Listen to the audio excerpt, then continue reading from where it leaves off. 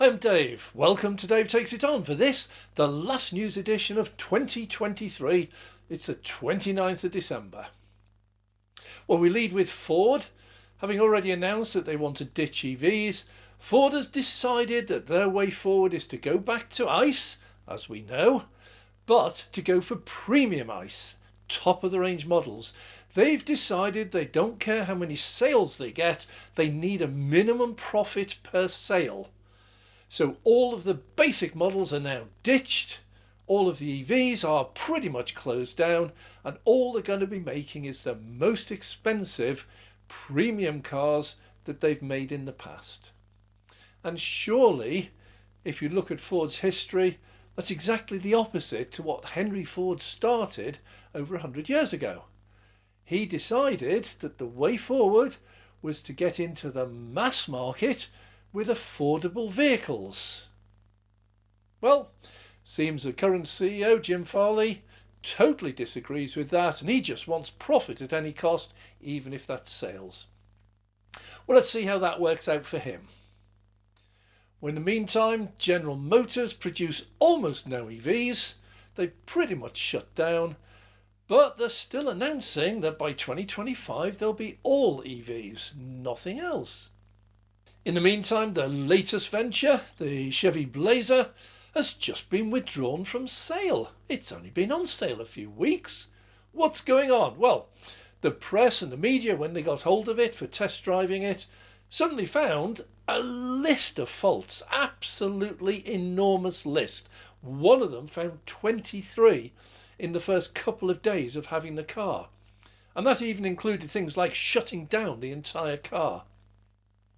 How can GM release an EV knowing it to be so bad? This can't come as a surprise to them.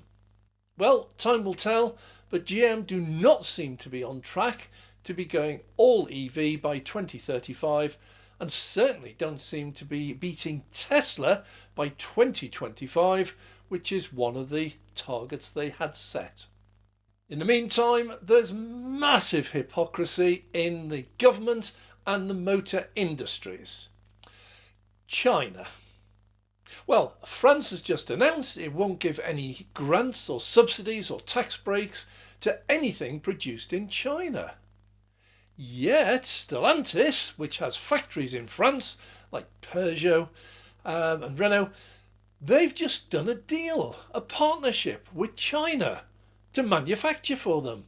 A multi-billion-pound investment for them to make cars for Stellantis.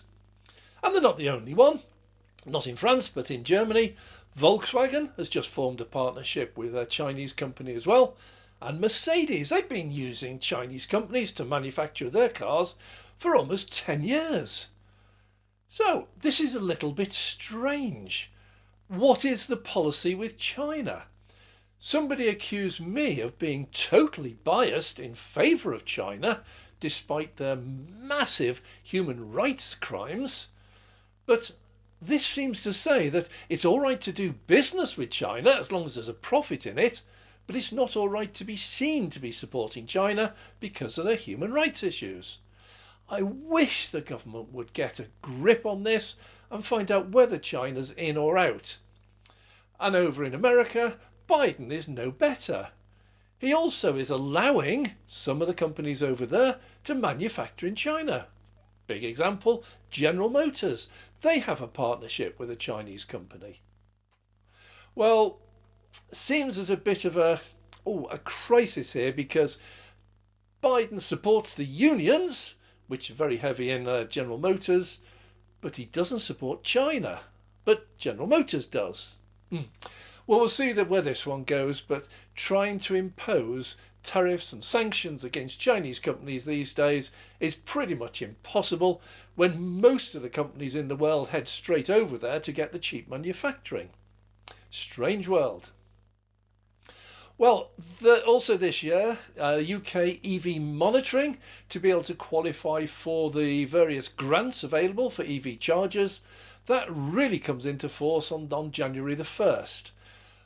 EV charging installations will need to hit a minimum reliability level which is in excess of 99%. Now, Tesla already reached this. Theirs is 99.96%. Huge figure. The others, well, they've got some way to go. I keep reporting when we're out on our travels that Gridserve, sometimes 6 out of 12 are out of order after just a month of opening. Well, the situation has really got to improve, and I see some of the EV charging networks are doing that simply by buying Tesla chargers, the V4s. So many people are queuing up for this one now. It would seem, if you're not going to service them, you may as well buy the best on the market and the most reliable. We'll see how that one goes, because even Teslas do break down occasionally. I did see briefly today one of the chargers was out of operation. It says so on the app. They're quite open about it. They'll simply put up the details. But next time I checked, it had already gone. So it seems like when it goes down, which they always will do one day, they get fixed pretty quickly. Now we're entering a really interesting period with EV sales. And a lot of people saying, oh, sales are dead and private buyers have gone and all that. Well, we've covered that in past ones. People have stopped buying cars these days, and there's a massive boom in leasing. And leasing, of course, is where the leasing company buys the vehicle off the manufacturer, Ford, Tesla, whoever it is. And so that no longer shows as a private sale, it shows as a fleet sale. So as fast as the private buyers are disappearing, the fleet sales are increasing. But we're running into a problem, and that is we don't have enough EVs. And this is something that Tony Seba says is the valley of death.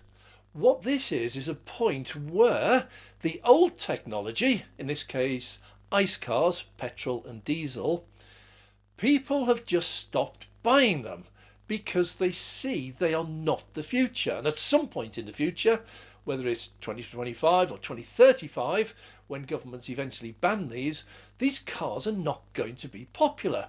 So people have effectively stopped buying ICE cars. But they can't yet get enough, and certainly not enough affordable, EVs. So we're entering a lull in the system.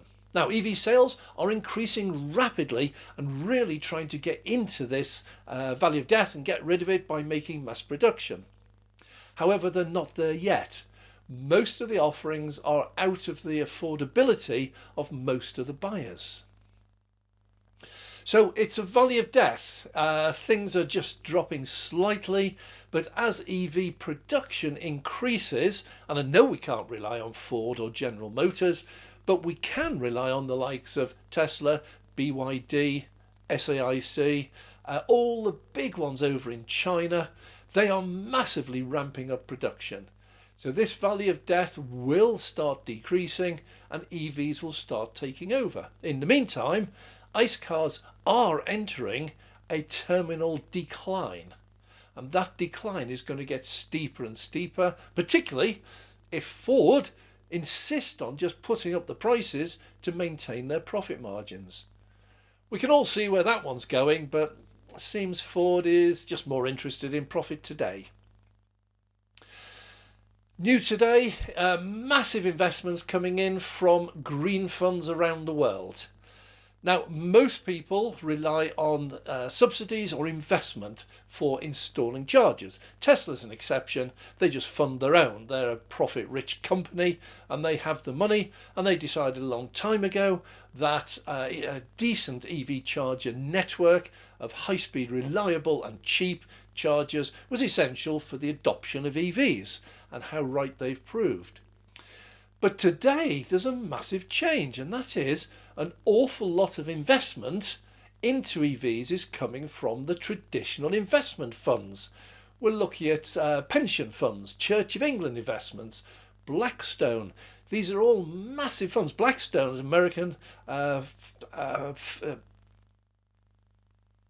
Blackstone is an American investment bank or investment fund that manages over $1 trillion. And all of these are starting to pour money into EV charging infrastructure. So for those of you out there who say there aren't enough, totally agree with you. In one way, there aren't enough, but they're on the way. Gridserve last year got a $500 million investment from a green fund in the UK. It's the largest investment of its type ever.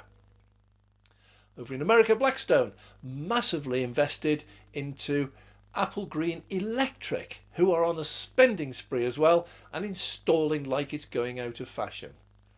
Now, for any EV doubters out there thinking it's past its peak or it's going to fail, these are massive investment funds and they do not invest into any industry if they know there's no future in it or no return for their investors.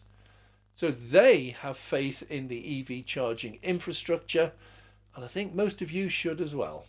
In the UK, I mentioned that leasing is taking over from purchasing. But an even bigger boom is occurring, and that's salary sacrifice. There are huge government incentives for tax purposes for something called benefit of kind if you invest in an EV. What it means is that you give up part of your salary to pay for the lease, but in return the government will treat your car almost as if it's free. So you have a massive tax saving.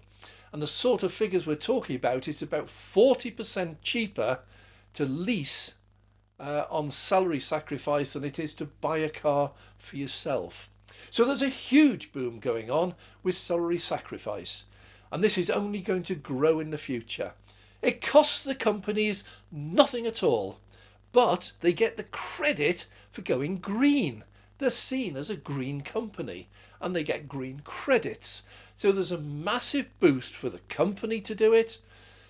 The employee simply pays the lease, but it's a much smaller payment than had he done it out of his salary once he's been paid. So stand by, this is going to be a big industry. And there are figures about like a brand new Tesla Model 3 for £300 a month. That's just crazy, because to finance it, you're looking at £500 or £600 a month, probably more, depends on how long you borrow it over. The other massive boom at the moment is in workplace chargers. It is huge. Just local to me, up the road, about 20 mile, is the Media City on the outskirts of Manchester in Salford. And that's where the BBC is based now. They're no longer in London at BBC House. They now operate out of Media City. And Media City has a massive number of EV chargers for their staff. So although the BBC media might be a little bit biased against EVs, they have invested heavily into EV charging for their employees. Now, when I say invested heavily, it's not quite true, because an awful lot of the charging manufacturers, the charger manufacturers, are offering free deals. People like PodPoint and ChargePoint. If you go to them as a business and say you'd like to have chargers in your car park, they offer you a totally free deal. We'll fit them, we'll run them, we'll maintain them, we'll do everything. You just use them. Most employers, though, prefer some sort of tie-up. There's a deal. And that deal is that PodPoint, ChargePoint or whoever will install them free of charge, but they then have a percentage share on the revenue that they generate, because they don't offer them for free. You can't charge your EV for free in most workplace chargers, but there is a very much lower charge. So all that happens is the BBC, in this case, they get someone to come in, they install all the chargers, they maintain them, and they split the proceeds.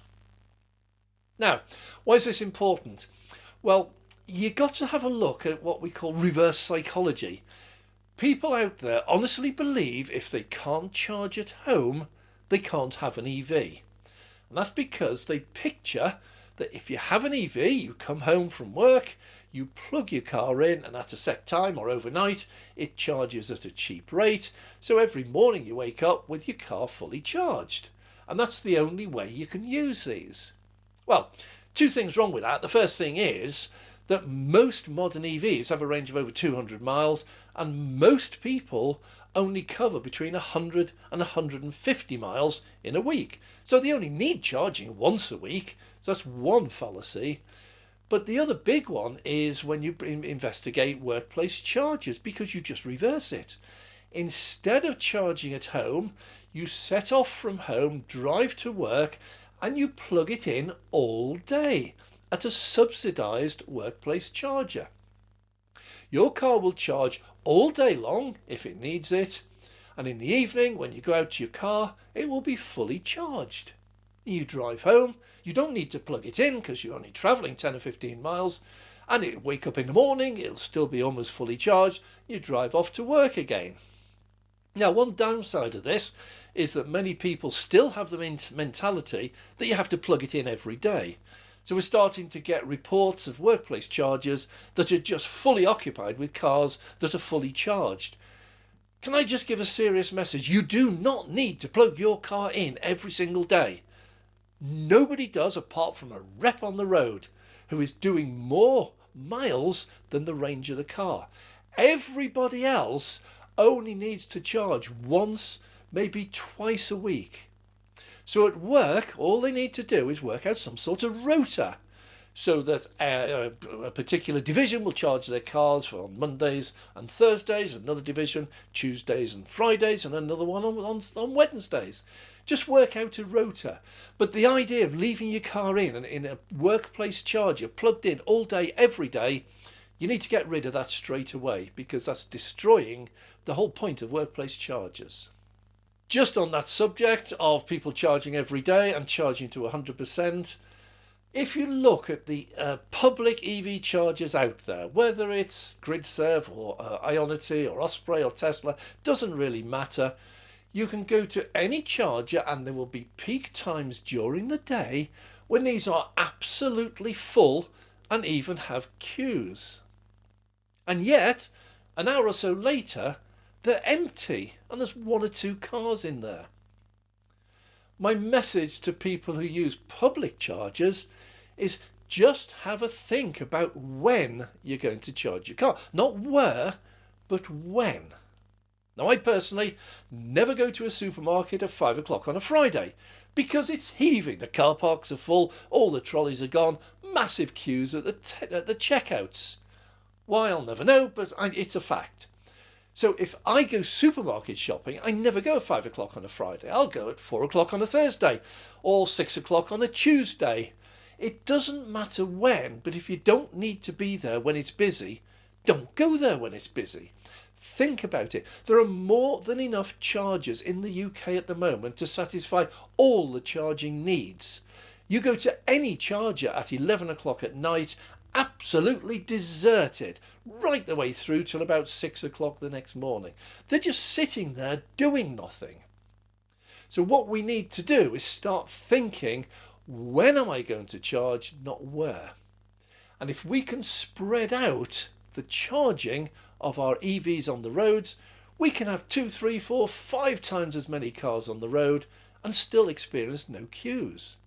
There are some people who will have to charge at peak times, but they're the reps on the road. The people on a road trip have to get somewhere, maybe a hotel, by a certain time. Let them have the charges at peak time. Let us just plan. Let's just go at a different time and enjoy our charging instead of fuming over queues. Now, in the EV charging world, the giants are beginning to emerge. Now, Tesla's always been there. They have been the largest. Certainly not the largest in number of chargers out there, but in the largest number of ultra-rapid chargers out there, because Tesla never made anything less than 125 kilowatts. So, in terms of the public giants, who is out there? Well, Gridserve, they got their $500 million last year, and they are going out and installing massive installation. The smallest I've seen is 6 chargers, and that was eastbound at Birch Services on the M62. But on the westbound side, they have 12.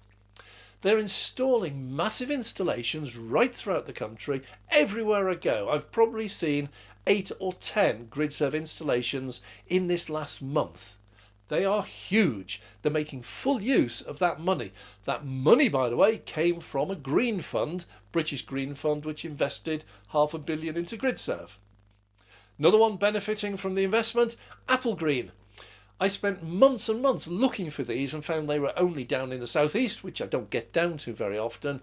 But in the last few months, it's absolutely taken off.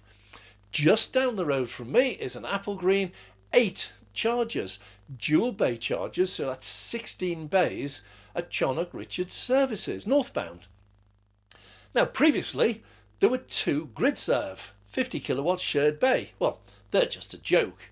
But AppleGreen now also, I'm seeing them all over the place.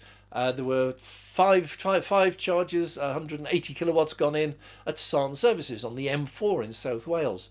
They are installing everywhere and they are massive. And when I've done my investigation into AppleGreen, what I find is that their financing comes from a partnership with Blackstone Investment Bank or Investment Fund, which has $1 trillion of investments. So AppleGreen, like Gridserve, have just got a massive cash boost, and they're installing like, again, they're going out of fashion. BP Pulse, yeah, BP, the bad guys, they seem to have realised the message, and the message is that the sales and the profits from petrol and diesel are declining rapidly, and the EVs really are taking over, and they're seeing everyone else investing into EVs, not only governments but the private investment funds. So BP Pulse has now opened 3 massive big hubs, all in the London area, well, 2 in London, 1 in Kettering, and they've planned to have 300 new hubs by 2030. AppleGreen, by the way, wanting to install 3,000 new chargers by 2030. Now Tesla's still out in front at the moment, but there's some serious money going into developing the infrastructure for decent EV charging in the UK. So all you private motorists out there, stand by, it's going to get better. By the way, if you're enjoying this video, please hit the like button, and if you want to see more, please subscribe. Well, getting back onto charging and mentioning BP again, taxis and private hire and rideshare companies are the target. Apparently in London they produce 4% of all the city pollution, but they only represent less than 1% of all the vehicles. So taxis, private hire and rideshares are producing 5 times the pollution of ordinary cars, ordinary people with their cars. So it's a logical target. It's also a very big target. There are already just under 300,000 taxis, private hire and rideshare operating in the UK. Now, by 2025, BP in their annual report this year has found or discovered or investigated that EV charging hubs will provide 80% of all the private charging in London for the taxis. It's a massive market. It's mainly because of the mileage they do. Whereas private drivers are now dropping their mileage, it's heading down towards 100 miles or 5,000 a year. Taxi drivers, Uber and everything else, they're expanding rapidly. On top of that, there are some very handy grants, £3,000, £4,000, £5,000, that go to anyone who wants an EV who's in the rideshare or private hire or taxi industry. They also, thanks to BP Pulse, get dedicated chargers. BP Pulse have formed a partnership with Uber, and some of those chargers they've installed are specifically for Uber, nobody else. There's an awful lot of infrastructure going in. Now, I've got to mention new batteries because there are so many of them. Breaking news, this is the latest one. This is going to kill off Tesla, etc., etc. Yeah, there's so many reports of batteries that are just about to hit the market that, well, I'll tell you what, I'm going to wait until they do. There is one company, that's NIO, and they have already launched one car with these batteries in it, and they are amazing. They are far more powerful than Tesla, but it's only one car, and it's relatively small numbers because it's at the luxury end of the market. They have yet to go into mass production, and there is no guarantee that they can. Tesla announced the 4680 batteries for their semis and the Cybertruck and the Model Ys many years ago.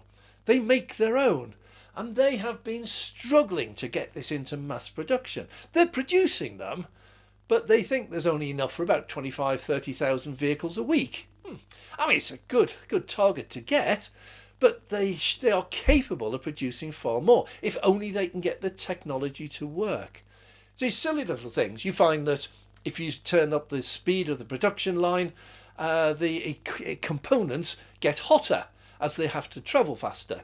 And that heat then starts breaking down some of the chemicals they're fitting. It's just something that will be overcome in time, but the future is better batteries, and it's not exclusive to Tesla. In fact, Tesla have just placed an order with CATL, China's largest battery manufacturer, in fact the world's largest, and they have a new battery which they believe is equal to or maybe slightly better than Tesla 4680s. It's all changing. So what we need to see is just wait until they come out, they're available at mass production levels, then I'll start getting excited about them. Now Tesla have confirmed that the Mexico factory, Gigafactory, will not this year be producing the small car. This is the sub $25,000 or £25,000 small car that is going to be their mass market. Tesla hoped that by agreeing to build a factory in Mexico, it would proceed really quickly, create thousands of jobs, but unfortunately the administration side of it is just taking too long. They've had the factory now for something like 6 months and they still haven't got the full planning. They've got certain planning permissions, but they need production approvals as well. It's taking too long. So what does Tesla do? They don't give up. They just switch. So all that's happened now is one of the production lines in Berlin has just been switched to making the small car. And Texas has also been switched, one of the production lines, to making the small cars. And the reason for that is Tesla already has the factory, they already have the space, they already have the planning permission and building permits. All they have to do is equip a new production line. There is now I wouldn't say it's a rumour, there's a possibility that the first of the sub $25,000 or £25,000 Tesla 2, Model 2, is now going to be coming out later in 2024 from Berlin. Is likely to be the first one, followed closely by Texas.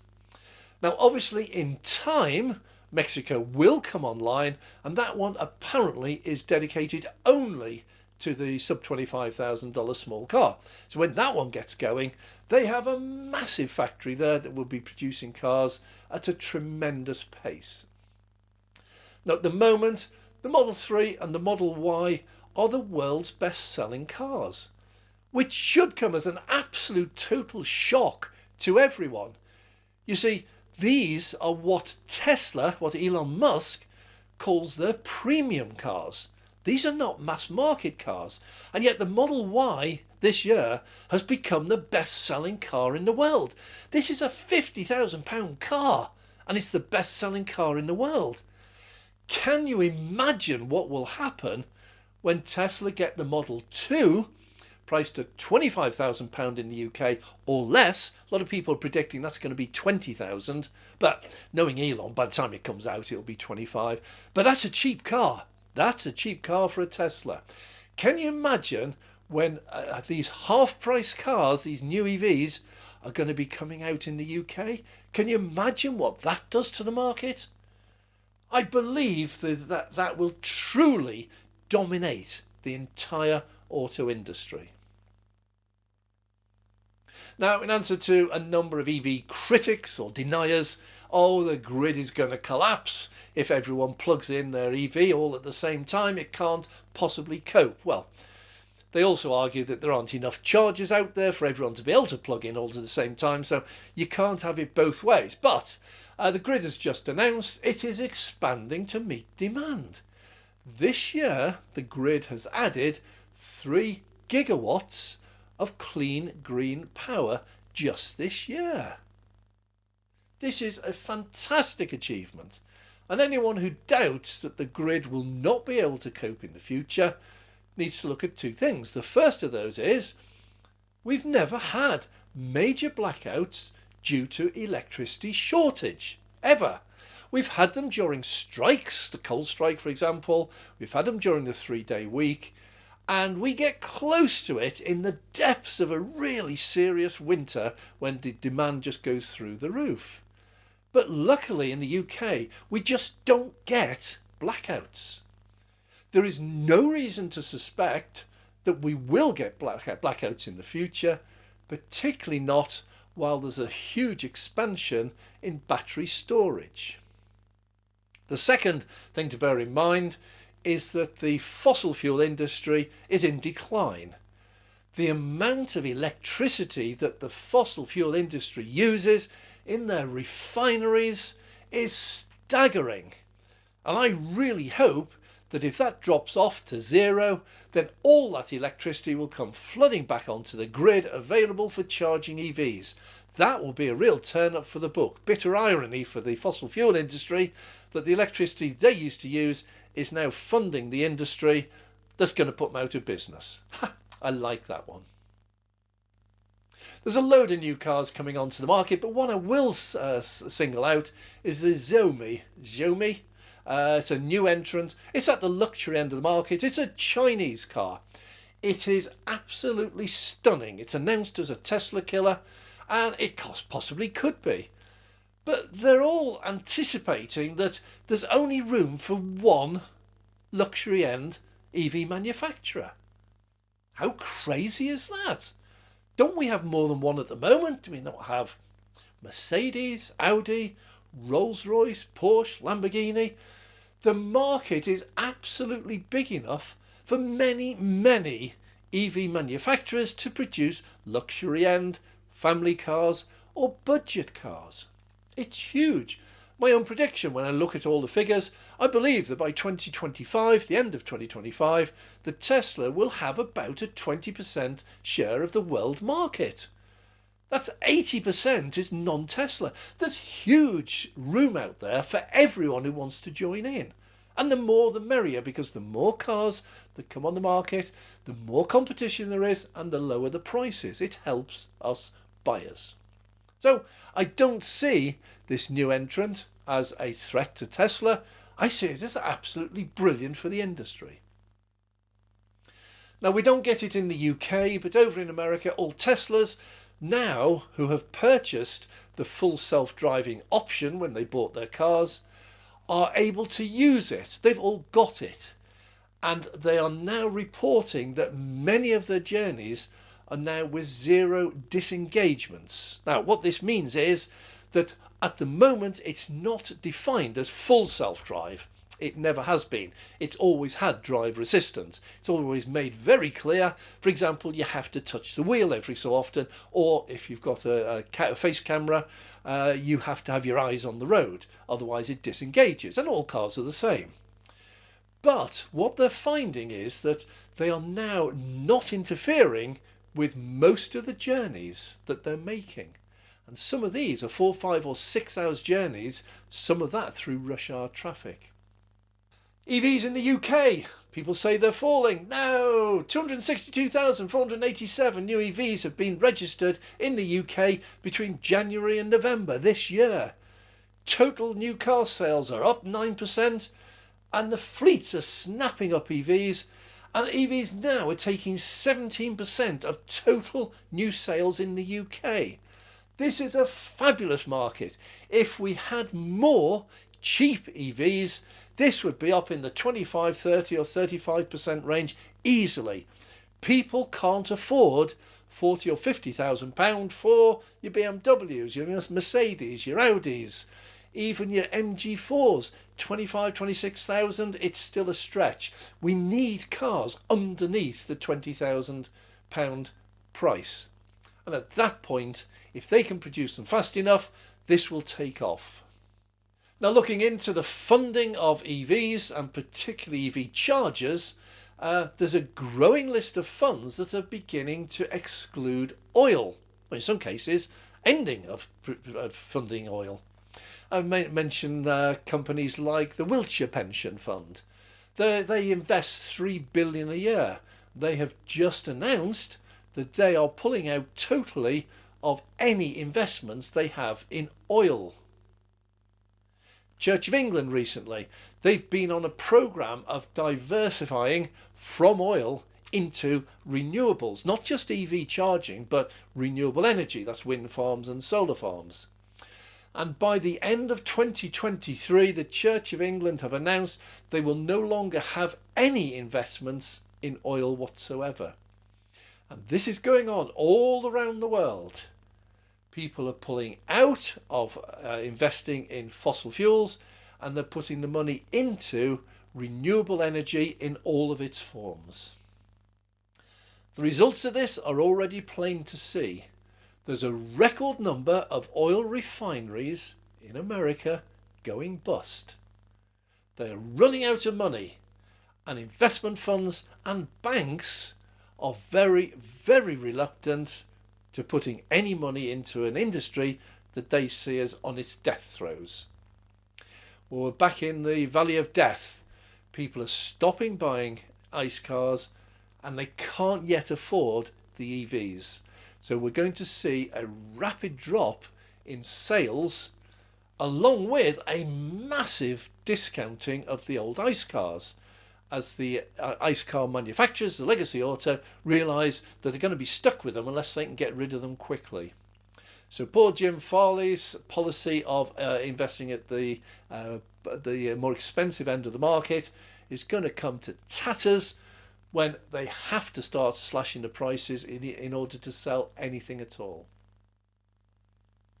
In other news, Tesla, the Model Y, has just been announced it's going to lose the Inflation Reduction Act $7,500 tax break in America. That's going to put pressure on Tesla to reduce prices. And they are reacting already. There's an advert out on on X. There's Germany now, they can buy Teslas at 0.99%, less than 1% interest rate. Tesla will soon be dropping prices again, and I know it's bad news for people who've already got Teslas. I'm one of them. I bought mine 4 years ago. At one point, I could have sold it for more than I paid for it. Now it's worth a lot less. But the only good thing is, if and when I decide to replace it and buy a new car, whether it's a Tesla or anything else, then I'm going to be getting a much better car, much better technology at a much reduced price.